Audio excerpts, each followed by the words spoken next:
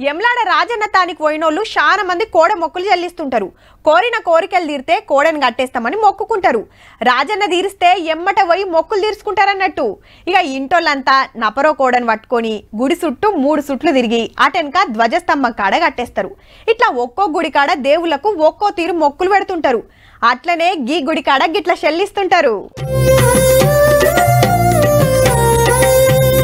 నెత్తి మీద అద్దాలు పూసల కుల్ల, దాని మీద వల ముసుగు, ఇటు గవ్వల దోతి గజ్జెలలాగు, చేతి 5 ఏళ్లకు జోగులు అంటే ఉంగరాలన్నట్టు. చాలా మందికి ఎరికే ఉంటది. హౌ కొమ్రవెల్లి మల్లన్న తీర్థంలా మల్లన్న ఏషం కట్టినోళ్ళు ఇల్లంతా. ఈ తాపకు అనుకున్నట్టయితే వచ్చేడు నీ ఏషం గట్టి మొక్కులు తీర్చుకుంటా అని మొక్కుకుంటారు. అవి తీరితే ఇట్లా అచ్చం దేవుడు ఎసొంటి ఏషం కట్టిండో భక్తులు సుత అసొంటి ఏషంలో పోయి మొక్కులు పెడుతుంటారు. దేవుడు ఆయనకంటే దేవుడు ఎట్ట తయారైంది మేము అట్ట తయారైంది. దేవుడు నీ దగ్గరికి వచ్చి నీ ఏషం కట్టుకొని నీ దగ్గరికి వచ్చి నేను మొక్కుకుంటాను మొక్కుకున్నా. బోనాలు ఎక్కిచ్చుడు, పట్నాలేసుడు, పట్నం దొక్కుడు అంతా ఈళ్ల మీదకెళ్ళే నడుస్తది. హగో ఇట్లా శిగముగుకుంటా పట్నం దొక్కుతురు అన్నట్టు. మొగోళ్లే కాదు ఆడోళ్ళు సుత మల్లన్న ఏషం కట్టి మొక్కులు తీర్చుకుంటారు.